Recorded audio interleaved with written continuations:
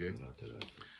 Donc on est au Pasuk Tedvav. Alors, donc qu'est-ce qu'on avait vu? Nous on a vu d'abord que le roi s'est adressé aux Chachamim, Yod'e Haïtim, Bnei Issachar, le Sanhedrin, les Rabbanim qui gèrent la notion du temps. Et ensuite on a vu le Pasuk qui fait référence au Korbanot. Donc tout ça pour nous dire qu'en fin de compte, l'intervention des Malachim, le Marsha avait expliqué, c'était l'intervention du Sanhedrin, qu'ils ont prié pour qu'elle meure parce qu'elle avait arrêté la pratique des Korbanot. Et là, on est au Pasuk Tedvav. Kedat ma la'asot b'malka vashti. Donc c'est toujours Achashverosh qui parle. Kedat ma la'asot b'malka vashti. Qu'est-ce qu'il faut faire? Quelle est la loi de quoi faire avec la reine Vashti? Alacher lo asta, puisqu'elle n'a pas fait, et ma'amar amelech, la parole du roi Achashverosh, beyad asarissim, dans les mains de ses envoyés, de ses représentants. Ok. Alors vous avez en bas, donc. Vous allez voir que ce détail à chaque fois, est-ce qu'on dit Vashti Hamalka ou Hamalka Vashti? À chaque fois, ça a un enjeu dans la compréhension du Pasuk. Rappelez-vous que quand lui, il a demandé à ce qu'elle vienne, il a demandé à ce que Vashti Hamalka. Et elle, Vatemaen Hamalka Vashti. Pourquoi? Parce qu'elle, elle pensait que la légitimité de Achashverosh en tant que roi provenait d'elle, parce qu'elle, elle avait du sang noble qui coulait dans les veines, puisqu'elle était la petite fille de Nebuchadnezzar. Et ici, on a vu que là, le roi s'est apaisé, parce qu'on avait expliqué qu'il avait commencé à tergiverser, à communiquer avec les Chachamim, à penser, donc là, il s'est apaisé. Le mec, il est revenu à la raison. Donc, déjà dans le Passouk, on a une allusion à ce que le roi cherche à l'exempter. En fait, il en a fait toute une histoire. On a vu hier, dimanche matin, on avait fini sur ça. Qu'en fin de compte, il a avancé des pions, que maintenant, il peut plus faire marche arrière. Mais là, il cherche à l'exempter. Et la preuve, c'est Kedat Malasot Bamalka Vashti. Il est conscient qu'elle est d'abord la reine. Elle est la petite fille de Nebuchadnezzar. Elle est sa carte légitime en tant que roi. D'accord? Donc, Sheba Lehani Shotas Niska Achashverosh Yi Amalka Vashti. Lorsqu'il vient pour la punir, il se rappelle qu'elle est d'abord reine avant d'être Vashti. Ve'en dina ke'ediot amamriat piamelech, et qu'il ne peut pas traiter cette affaire comme si cela s'était déroulé avec un simple citoyen. C'est pas n'importe qui, c'est Amalka Vashti. Chez Nidon Kemoret Bemalchut, n'importe qui aurait refusé d'obtempérer à l'ordre du roi, effectivement, serait considéré comme rebelle. Mais là, c'est la reine. Donc la reine, c'est une partie de la royauté. Peut-être c'est pas la même chose. C'est pas la même halakha. Ça, c'est la première chose. Deuxième chose. Et à part ça, il se pose des questions, il se remet en question sur le fait que tout l'incident s'est passé à travers une mission. C'est des gens qu'il a envoyé lui dire, et les gens lui ont rapporté. On est dans le téléphone arabe ici. Il n'a pas eu affaire, il n'y a pas eu de confrontation directe, d'accord, véhémente entre le roi et la reine. Tout ça, c'était par le biais des services, par le biais des messagers. Ils ont dit quoi? Eux, ils ont rapporté ses propos à elle, comme quoi elle ne voulait pas venir et que lui, il était ridicule. Hein? C'est comme si on fait des pourparlers. Il aurait dû directement. Exactement, donc c'est pour ça qu'il se dit, d'un autre côté, elle ne m'a pas désobéi à moi en personne directement, c'est par le biais des autres. Peut-être que je lui ai envoyé des messagers qui ne sont pas aptes à faire cette mission. On a déjà vu qu'en plus, lui, s'était déjà apaisé.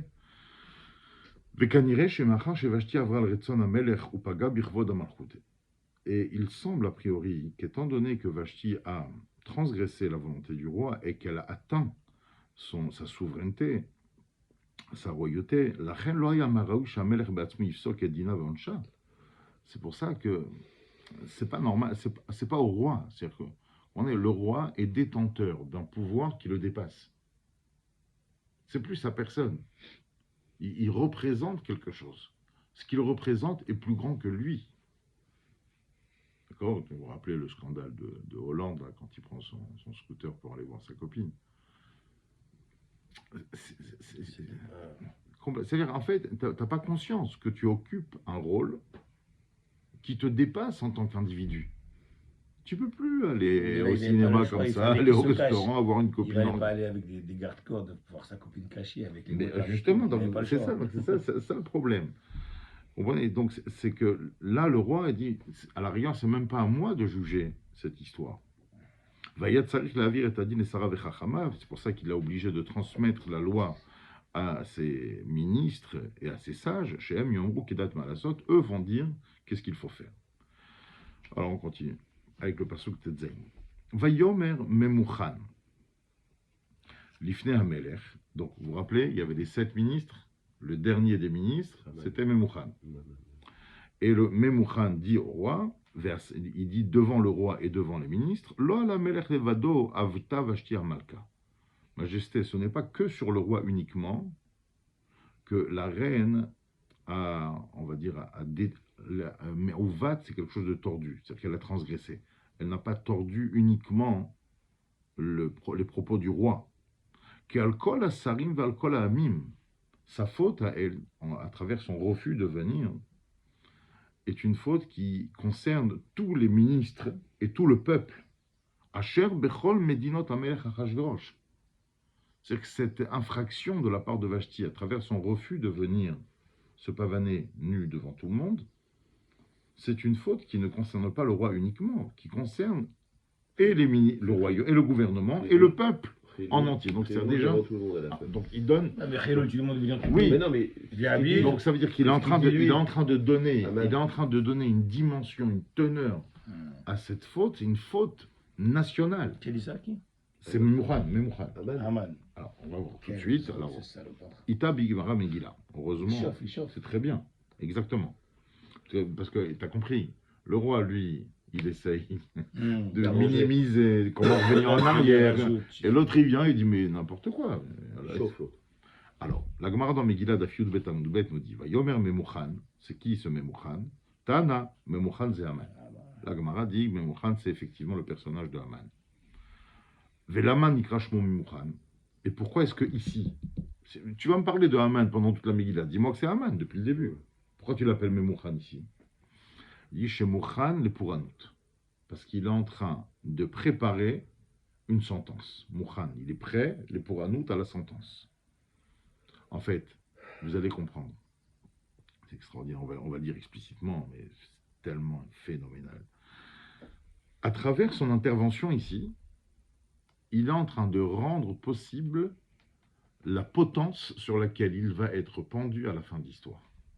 C'est-à-dire que s'il n'y avait pas eu cette histoire, jamais le roi, à la fin de l'histoire, aurait pu le pendre. C'est cette intervention. Vous demandez comment, on va voir. Donc depuis le début, peut-être que le roi, il n'a pas aimé ce qu'il a fait. Donc il est non, au contraire. Non, même pas.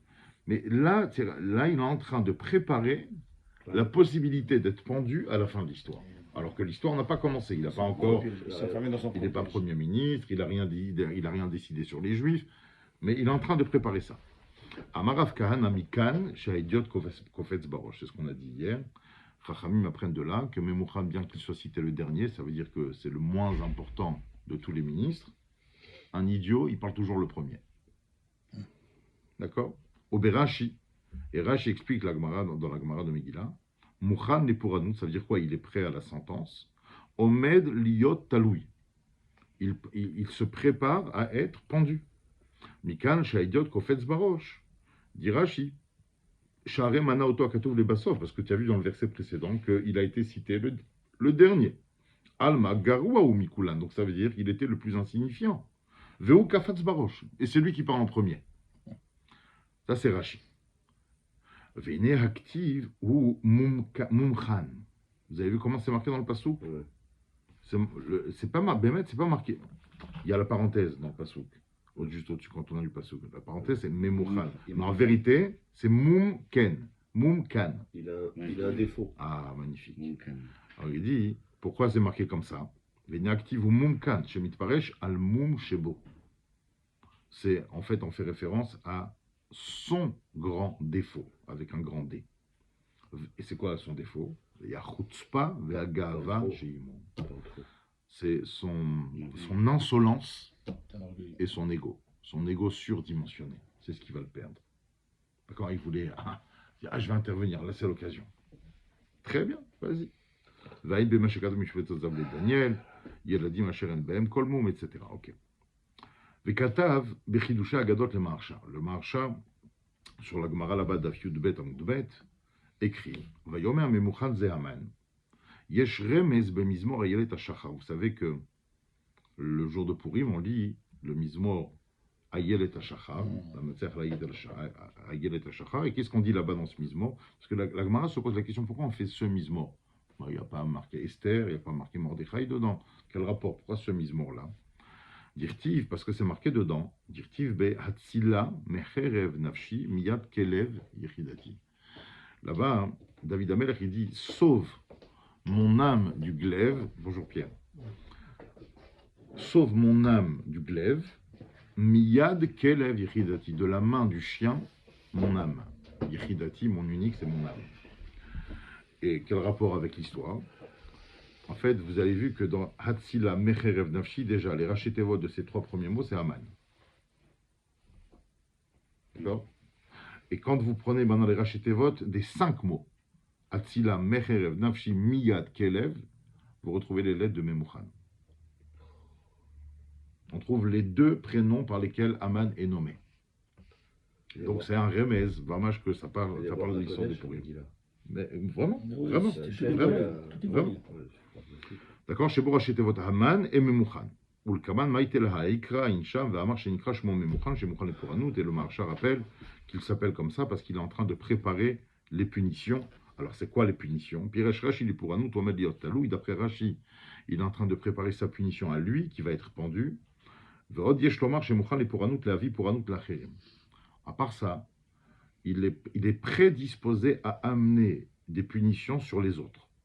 Mitrila b'maaseh vashti l'orga, v'shuv achar kach larog ou l'abed et kolek bedim. Au début de l'histoire, c'est lui qui donne le conseil de tuer Vashti, et dans la suite de l'histoire, c'est lui qui va mettre en place le décret de tuer tous les Juifs.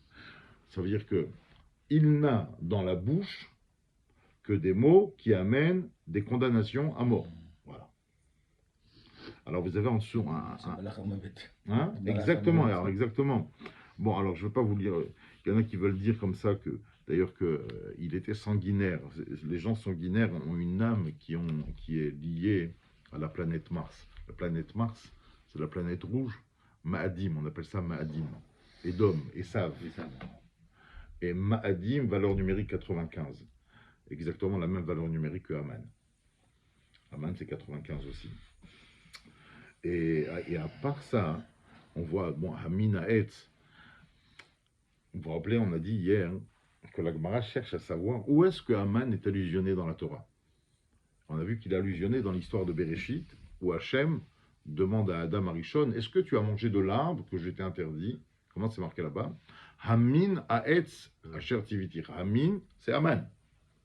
D'accord? Il dit, et là-bas, qu'est-ce qui s'est passé à travers cet épisode? C'est le Nachash qui, à travers le fait de tenter Adam et Chava, a amené la mort sur la terre. Donc, c'est normal que Haman soit allusionné là-bas, dans la paracha qui amène la mort. Parce que lui amène la mort. Parce qu'à chaque fois qu'il ouvre la bouche, c'est pour condamner quelqu'un à mort. Et où est-ce qu'on voit? C'est extraordinaire, le Maharam Shif, il dit comme ça. Mordechai. Où tu vois Mordechai dans la Torah? On a dit dans la paracha de Kitissa. Là-bas, la Torah, elle donne la composition d'Ektoret. Elle dit Mordero. D'accord? C'est un des 11 ingrédients d'Ektoret. Et le Targum traduit là-bas en araméen, Mordero, comment ça se traduit? Mardachia. Mordechai. Donc, ça veut dire que Mordechai, lui, fait partie des composants des Ketoret. Et la Ketoret, qu'est-ce que ça fait? Ça arrête l'épidémie. L'antidote contre Haman, c'est Mordechai. Il y en a un qui est, et d'ailleurs on le voit dans la Megillah, je réfléchissais, je me disais, et dans la Megillah, c'est quoi le rôle de Mordechai? À 2 reprises, comme Haman. Il sauve la vie du roi, et après il sauve la vie des Juifs. Haman, qu'est-ce qu'il fait? Il tue la reine, et après il veut tuer les Juifs. Il y en a un qui veut tuer, et il y en a un qui veut faire vivre. Ok? Alors après, vous avez la page d'après, la photo d'après. Bon, on va le faire quand même, c'est intéressant parce que c'est Tosfot qui ramène ça dans la Gemara, sur Memouchan. Veina Tosfot Sham Kadvu Memouchan Yesh Midrash Aya Daniel. Alors, Tosfot dit là-bas que Memouchan, c'était pas Aman, c'est Daniel. Il ramène au nom d'un Midrash, que Memouchan, c'est Daniel. C'est bizarre, bon. Ah oui. Mais, pourquoi ce serait Daniel? Tosfot, au nom de ce Midrash, explique. Les fiches Ayanasoui, les Sarit, Shaita Gdola Mimenu. Daniel, c'est que Daniel était très impliqué dans le gouvernement de Nebuchadnezzar. À partir de là, quand tu es dans la politique, ben, tu restes pour toute la vie. Et Daniel se serait marié avec une femme, une princesse, une femme noble, perse. Chez Loya Yachol la Koufa Ledaber Kilshono, vu qu'il s'était marié avec une femme d'une très grande famille, une famille dans la haute bourgeoisie, alors Daniel n'était pas en mesure de lui imposer de parler en Lachon HaKodesh. Sous-entendu que Daniel avait un problème d'autorité avec sa femme. C'est-à-dire que, d'accord, vu que sa femme était plus noble que lui, il ne pouvait pas lui imposer de parler dans la langue que lui voulait. Ça veut dire quoi? Qu'est-ce que ce Midrash est en train de dire? C'est-à-dire, pourquoi ça serait Daniel qui intervient ici pour tuer Vashti? Ben parce que Daniel, c'est un type qui, à la maison, souffre de la noblesse de sa femme. Donc, lui, quand il a entendu le problème d'un roi qui souffre du refus catégorique de sa femme, il s'est dit, tiens, j'ai la même à la maison. Alors, c'est pour ça qu'il y a Hatzla Sotken. C'est pour ça qu'il a conseillé de faire comme ça. Kavana ta Tosfot. Alors, il dit la Kavana de Tosfot, attention, il ne faut pas mal interpréter Tosfot. Il dit, Vadaï ena letzem haetza lisiluk vashti ma'amlucha. Non, on ne peut pas résumer Tosfot à ce qu'il voudrait dire, ouais, le type, il a du mal avec sa femme, donc c'est pour ça qu'il demande à ce que Vashti soit tuée. Non, il ne faut pas comprendre ça. Chez Zéa Savadai Mechamat Sheyada et Godel Rishkuta, chez Ishemana et Binyan Bet Hamikdash, il est clair que Daniel avait connu le Bet Hamikdash. La raison pour laquelle ce Memouchan, si tu dis que c'est Daniel, pourquoi est-ce qu'il intervient contre Vashti? Si c'est Aman, je comprends, il a que la mort dans la bouche. Si c'est Daniel, c'est parce que le Bet Hamikdash. C'est parce qu'il sait très bien que c'est elle qui a interrompu les travaux du Bet Hamikdash, les korbanot, etc. Il va intervenir parce qu'il a déjà demandé au Chachamim qu'il a besoin de se venir se mêler. Non, mais les Chachamim, qu'est-ce qu'on dit? Qu'est-ce qu'ils ont dit? Elle a arrêté les travaux du temps. Non, Chaz Shalom. Ils ont dit quoi? Mais non, les Chachamim, ils ont dit on se mouille pas, nous on est en galoute. Oui, mais après ils ont discuté entre eux. Non, ils ont prié. Ils ont prié qu'elle meure. Ils ont prié. Oui. Sans en parler. Bien sûr, parce qu'ils n'ont pas voulu que ça se retourne contre eux. Vekavanatam vadaï ala osafa shaita bigzera shengzera al-Vashti. Liot kol ish sorer beveto umdaber kilshon amo. Chez eux aussi, il te dit, maintenant, dans un deuxième temps, une fois que Vashti a été tué, il a demandé à ce qu'un homme règne dans son foyer pour obliger sa femme à parler son langage, selon la théorie que c'est Daniel. Bon, allez, on ferme la parenthèse de Daniel et on revient. Bon, maintenant, juste voilà, au passage, il faut savoir, comme il ramène là dans la ligne qui suit, que Daniel, en fait, était saris. Qu'est-ce que c'est un saris? Un eunuque. C'est quelqu'un qui est castré. C'est quelqu'un qui ne peut pas avoir d'enfant. Physiquement, il a des signes comme... il est comme ça. Il y a ce qu'on appelle une aïlonite, ce sont des femmes masculinisées, et il y a des hommes féminisés qui sont incapables d'avoir des enfants. C'est normal qu'il grogné. Donc c'est pour ça qu'il avait un problème et avec sa femme. Donc, selon la halakha, un homme qui physiquement n'est pas capable d'avoir des enfants n'a pas le droit de se marier avec une juive. Ah. Donc il ne peut se marier qu'avec une guillorette. Il ne peut se marier qu'avec une convertie. Et donc c'est pour ça qu'il se serait marié avec une femme d'une grande famille qui s'est convertie. Daniel. Alors, au passage, pour finir le sujet de Daniel. Alors maintenant, regardez. Lo ala melech levado, je sautais la ligne qui est après. Lo ala melech levado avta. Donc qu'est-ce qu'il lui dit, ce Memouchan? Que ce soit Aman, que ce soit Daniel, qu'est-ce qu'il lui dit? Il lui dit, Majesté, c'est pas une affaire entre vous et la reine, c'est une affaire de nation. C'est un scandale national. Ok. Mashmaout divrei memouchan haïta. Maintenant, intéressons-nous au contexte même, aux propos même. Quel est le sens de ces propos? Puisque Vashti n'a pas fauté uniquement contre le roi, elle a déçu tout le monde. Il leur dit, je vais vous amener ma femme, et tout le monde ils sont là, ils ont la langue pendue. Personne qui vient. Elle a perdu son statut. Et là, Keneged, Kol Klal Asarim Ve'ha'amim Shebemalchut Achashverosh, sa faute a des répercussions sur tous les ministres et sur tout le peuple qu'il y a dans le royaume d'Achashverosh. La reine, Hagun Vekasher Adavar, Shamelech Levado Yigzor Edina. Donc en fin de compte, puisque ça nous touche à tous, donc c'est pas à nous, c'est au roi de décider son sort. וכבר כתבו המפרשים שממוכן זה המן, נתן בזה את הסכמת, את הסמכות למלך. En fait, qu'est-ce qui se passe? Vous voyez, on est en train de jouer à la patate chaude, je crois que c'est un jeu qu'on joue. D'accord? C'est en fait le roi, lui, il regrette, et il dit, bon alors, qu'est-ce que vous en pensez? S'il y a une décision à prendre, c'est vous qui devez la prendre. Et qu'est-ce que Memouchan est en train de lui dire? Non, Majesté, c'est à vous de prendre la décision. Parce que nous aussi, on est concernés. Nous aussi, elle nous a déçus. La rogue et Michou Chafetz, Mibli, les Isakel, Gaskamatasal. Maintenant, vous allez comprendre. En fait, à travers cet incident, qu'est-ce qu'il dit? Amen. Il est en train de dire, oh, Majesté, vous savez, dorénavant, quelqu'un qui commet une infraction à votre égard, vous devriez mettre en place une loi qui vous donne le droit à vous uniquement, sans passer par les tribunaux, de la condamner. Il prépare. T'as compris. Ou baiser Echin Virchir Leotzi la poêle est arigato.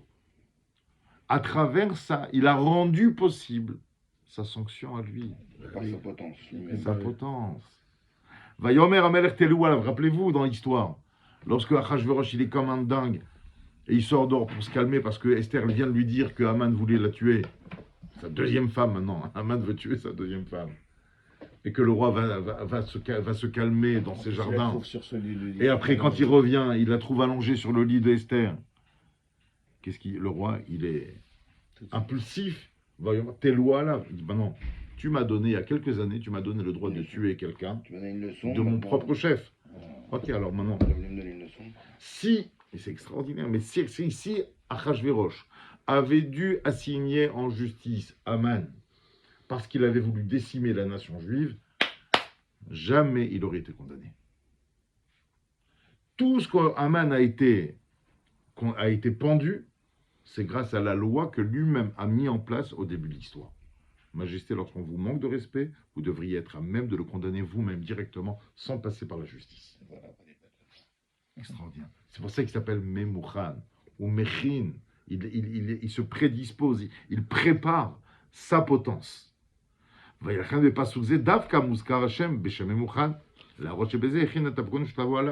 C'est pour ça que ici, on l'appelle Memouchan, on l'appelle pas Haman, parce qu'on veut t'expliquer justement qu'il est en train de préparer sa propre potence. Et on finit les 3 lignes qui restent. D'après ce qu'on a expliqué précédemment, que Achashverosh profondément cherchait à exempter Vashti, il cherchait à retourner l'histoire, à faire en sorte qu'il ne se passe rien. Ou Bedatolim Cholay, que lui Bémet voulait lui pardonner. Yesh le Faresh, chez Memouchan, Ta'alo, She'en Bekocho shel Achashverosh, Nimcholo Velachunota, extraordinaire. Alors que Achashverosh est en train d'essayer de se sortir de ce guépier que lui-même il a fait, et il dit, mais non, mais c'est pas la peine, mais comment vous pensez qu'on pourrait l'exempter? Et qu'est-ce qui vient à Haman? Mais Majesté, mais vous ne pouvez pas l'exempter. Mais c'est interdit pour vous de lui pardonner. Vous comprenez, vous êtes le roi. Pourquoi il n'écoute que lui? Parce qu'il n'y a que lui qui parle. Il n'y a que lui qui parle. Puisque sa faute a été de frustrer tous les participants à ce festin.